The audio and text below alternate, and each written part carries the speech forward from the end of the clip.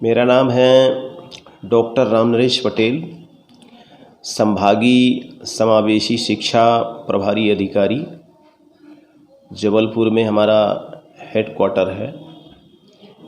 इस प्रकोष्ठ के अंतर्गत मंडला सहित संभाग के और 8 ज़िले आते हैं।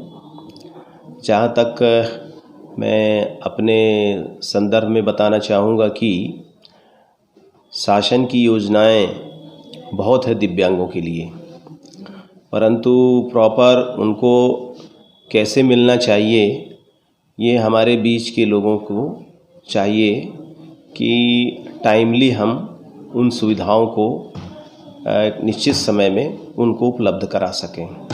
विशेष रूप से जो हमारे बच्चे विशेष आवश्यकता वाले होते हैं, जिसमें दृष्टिबाधित दिव्यांग, श्रवणबाधित दिव्यांग, अस्थिबाधित दिव्यांग, बौद्धिक दिव्यांग, ऐसे श्रेणी के जो दिव्यांग होते हैं, इनको मध्य प्रदेश शासन की तरफ से स्कूल शिक्षा विभाग की ओर से जो बच्चे समावेशी शिक्षा योजना के अंतर्गत प्रवेश लेकर विद्यालयों में पढ़ते हैं, तो सबसे पहले तो ये चाहिए कि उनका सबका दिव्यांगता प्रमाण पत्र बन जाए जिला मेडिकल बोर्ड से।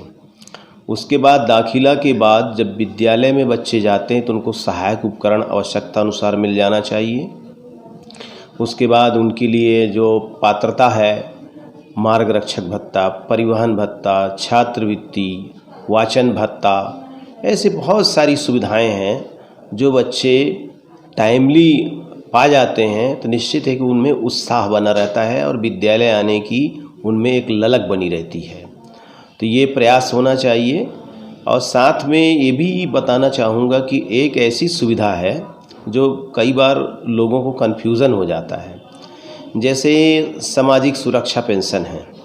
सामाजिक सुरक्षा पेंशन जो दिव्यांग पढ़ते हैं उनको मिलेगा और साथ में छात्रवृत्ति भी मिलेगा।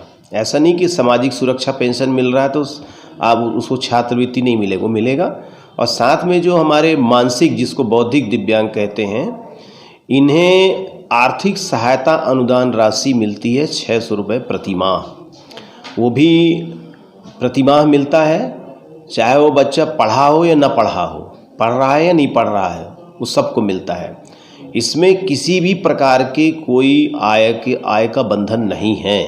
यदि वो लखपति भी है, करोड़पति भी है, अगर वो मानसिक दिव्यांग है तो चाहेगा तो वो भी लाभ ले सकता है इससे। तो ऐसे लोगों को ये सुविधा का लाभ पहुंचाने के लिए हम सब जितने सरकारी हमारे अमले हैं, इनको जानकार होना चाहिए और जानकारी के साथ ये सब उनकी पूर्ति करना चाहिए। सुविधाएं मिले, उपलब्ध हो इन्हें, तभी बहुत अच्छा रहेगा। और हम चाहते हैं कि जो शासन की योजनाएं हैं, सरकार बहुत सारी योजनाएं बनाई हैं, प्रॉपर अगर उन तक हम पहुंचाते हैं तो निश्चित है कि सारे हमारे ये दिव्यांग लाभान्वित होते हैं। देखिए, ऐसा है कि हमारे जितने भी सरकारी योजनाओं के अंतर्गत कक्षा 1 से 8 तक मोबाइल स्रोत सलाहकार प्रत्येक विकास खंड में नियुक्त किए गए हैं कि उनके साथ समन्वय बनाकर इन बच्चों को सामान्य बच्चों के साथ प्रवेश कराकर विद्यालय में जहाँ कठिनाई आती है उसका समाधान करें और जो विद्यालय के शिक्षक हैं उनके साथ समन्वय बनाएं। इसी प्रकार से 8वीं से ऊपर तक की कक्षाओं के लिए भी व्यवस्था की गई है, जहाँ पर उन्हें प्रवेश दिलवाकर ऐसे सामान्य बच्चों के साथ जो पहली मैंने सुविधाएं बताया है, ये सुविधाएं यहाँ के पढ़ने वाले बच्चों को भी मिलती हैं जो विशेषकर दिव्यांग हैं। तो निश्चित है कि इसमें हम कोशिश ये करें कि जो हमारे जो सामान्य टीचर हैं वो इससे परिचित हों और व्यवहारिक ज्ञान उनको हो, और समय समय पर जो हम कार्यशालाएं आयोजित करते हैं हम, और साथ में सेमिनार, उन्मुखी कार्यक्रम, प्रशिक्षण, ऐसे बहुत सारे होते हैं इनसे संबंधित, ऐसे शिक्षकों की भागीदारी हो तो निश्चित है कि इनके संदर्भ में भी वो ज़्यादा जानकार होंगे और एक्सपर्ट बनेंगे। और विशेषकर विशेषज्ञों का बीच बीच में सलाह लेते रहना चाहिए। मनोवैज्ञानिक हैं, विशेष जो चिकित्सक होते हैं, जैसे नाक कान गला वाले होते हैं, आपके आर्थो वाले, अस्थिबाधित वाले होते हैं, आपके मानसिक वाले होते हैं, आपके जो दृष्टिबाधित वाले चिकित्सक होते हैं, इनका भी सहायता बीच बीच में लेते रहना चाहिए, ताकि उनके अंदर कुछ कठिनाइयाँ होती हैं वो दूर भी हो जाती हैं। और साथ में परिवार का भी सहयोग होना चाहिए कि अगर परिवार अगर सजग है तो निश्चित एक ऐसे बच्चे भी स्कूल जाएंगे।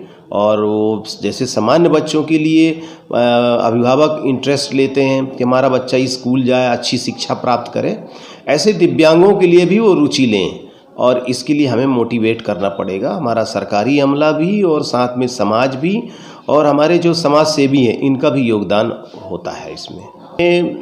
इसकी जो भविष्य की योजनाएं तो है, परंतु हमारे विभाग की ओर से बीच बीच में ट्रेनिंग कराया जाता है। जैसे विशेष रूप से इसमें डाइट की भूमिका रहती है कि इनको दायित्व सौंपा गया है, वहाँ भी इसका सेल होता है विशेष आवश्यकता वाले बच्चों के लिए।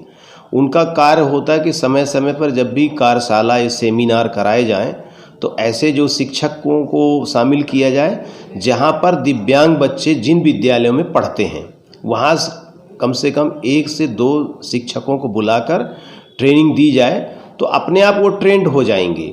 और जहाँ तक विशेष ट्रेनिंग की बात है तो ऑलरेडी मोबाइल सोच सलाहकार कार्य कर रहे हैं और उनकी सेवाएं ली जा रही हैं, उनकी भी भूमिका होती है। और निश्चित है कि एकदम नियुक्त शिक्षक होना चाहिए ट्रेंड, परंतु नॉर्मली तौर पर ये सरकार का यह प्रयास रहता है कि जो हमारे उपलब्ध अमला है उनको हम शिक्षित करके प्रशिक्षण देके उनका हम उपयोग करें इस क्षेत्र में।